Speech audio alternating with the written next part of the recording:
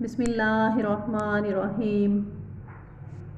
مشکوٰۃ المصابیح، کتاب فضائل اور فضائل کا بیان۔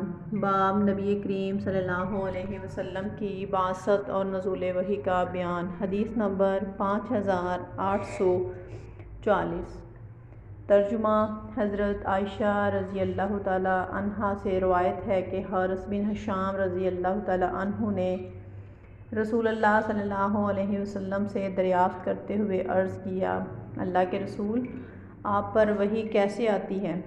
رسول اللہ صلی اللہ علیہ وسلم نے فرمایا، کبھی وہ میرے پاس گھنٹی کسی آواز کی صورت میں آتی ہیں اور وہ مجھ پر نہایت سخت ہوتی ہیں اور اس سے پسینہ جاری ہو جاتا ہے، اور جو وہ کہتا ہے میں اسے یاد کر لیتا ہوں، اور کبھی فرشتہ آدمی کی شکل میں میرے پاس آتا ہے اور مجھ سے کلام کرتا ہے، اور وہ جو کہتا ہے میں اسے یاد کر لیتا ہوں۔ حضرت عائشہ رضی اللہ تعالی عنہا بیان کرتی ہیں، میں نے آپ صلی اللہ علیہ وسلم کو دیکھا کہ شدید سردی کے دن آپ پر وحی نازل ہوتی تو آپ سے پسینے پھوٹ پڑتے اور آپ کی پیشانی پسینے سے شرابور ہو جاتی۔